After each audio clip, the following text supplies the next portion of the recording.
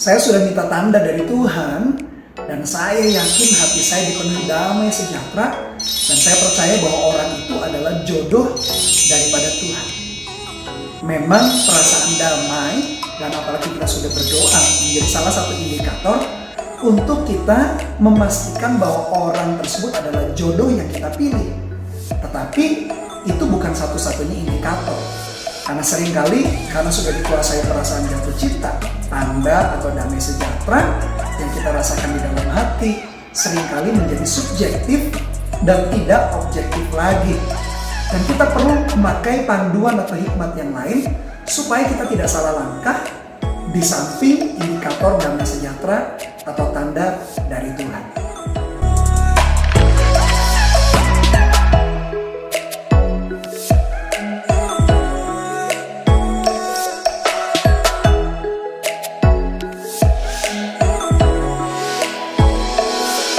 Halo, saya Bella Samuel. Selamat datang di channel YouTube ini.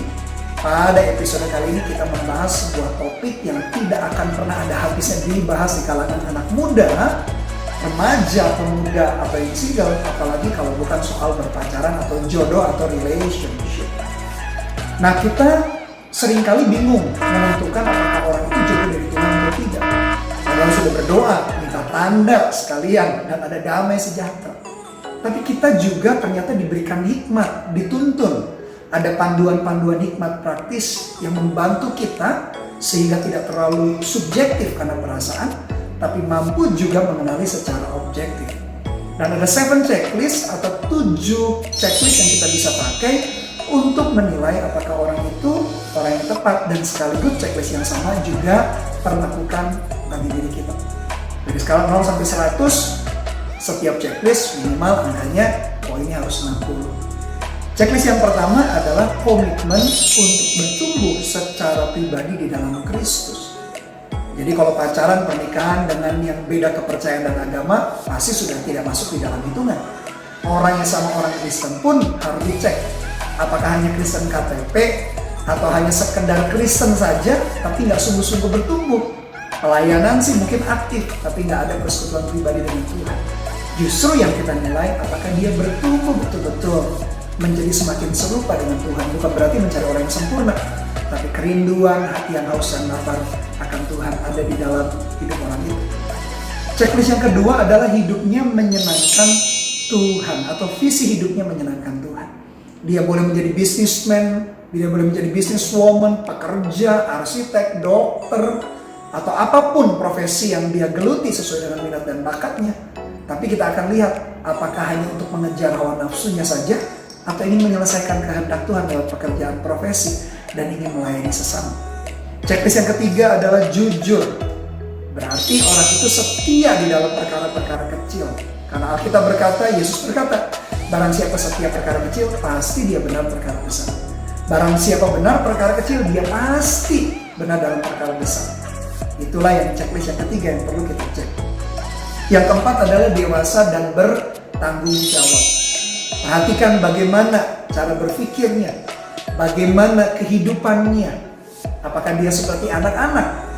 Paulus berkata, pada waktu aku anak-anak, aku merasa berpikir dan berkata-kata seperti anak-anak. Tapi setelah dewasa, pikiran, perasaan, dan kata-katanya harus berubah menjadi dewasa. Dan tanggung jawab atau tidak.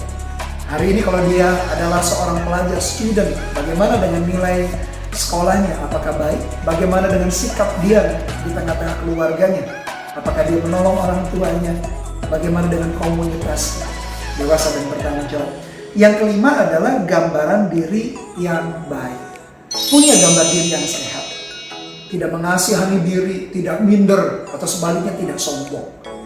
Tidak menganggap bahwa dirinya lah yang paling hina, yang paling malang, yang paling tidak beruntung. Lalu mengasihani diri, gak mudah bergaul, gak mudah memaafkan orang lain, memaafkan diri sendiri. Bahkan juga ingin bunuh diri. Hati-hati, orang yang punya gambar diri yang jelek atau yang tidak sehat bisa membuat hubungan juga menjadi tidak sehat. Yang keenam, sikapnya positif terhadap hidup. Paulus berkata, jadi akhirnya saudara-saudara semua yang baik, yang benar, yang mulia, yang suci, yang manis, yang sedap didengar, patut dipuji dan disebut kebajikan, pikirkan semua ini. Apakah dia pesimis? Pesimis berarti selalu melihat kesempitan di tengah-tengah kesempatan. Atau dia optimis, selalu melihat kesempatan meskipun kesempitan atau tantangan masalah dihadapi. Dan yang terakhir adalah jatuh cinta. Checklist yang terakhir tetap harus ada listrik cintanya, harus ada chemistry-nya. Karena 6 yang di atas kita sudah lihat dalam diri seseorang dan dalam diri kita cocok. Tapi nggak ada jatuh cintanya, nggak ada kasmarannya, nggak ada listrik cintanya juga jangan dipilih. Karena kita menikahi dengan orang yang membuat kita juga sayang, membuat kita cinta, membuat kita juga menikmati hubungan relationship itu dengan baik, dengan bijaksana, dan dengan sehat. Jadi coba cek dari checklist yang pertama sampai yang ke-7 tadi, nilai dari angka 0 sampai 100, berapa poin masing-masing checklist, minimal 60, berarti kita tahu, sudah kita doakan, minta tanda ada damai, dan 7 checklist ini membantu kita menentukan orang yang tepat atau tidak, sehingga kita tidak terjebak dalam hubungan yang salah. Saya akhiri episode kali ini dengan membaca Roma 12 ayat pertama sampai kedua.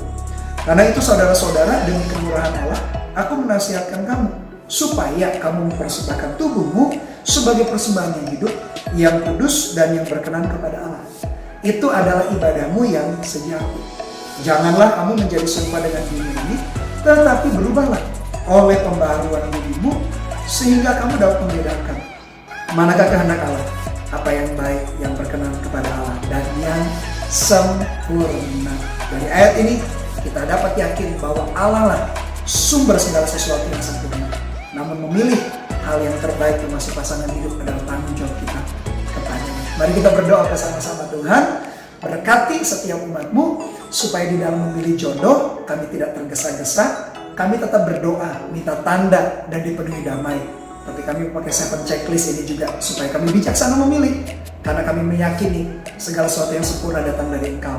Tapi tugas kamilah memilih yang terbaik. Tuhan pimpin dan tuntun. Dalam nama Tuhan Yesus kami berdoa dan mengucap syukur. Haleluya. Amin. Kalau kalian diberkati dengan video atau episode kali ini, sharingkan kepada banyak orang. Yang pastinya video ini akan membantu menolong mereka menemukan pasangan hidup yang tepat. Sampai jumpa di episode selanjutnya. God bless you.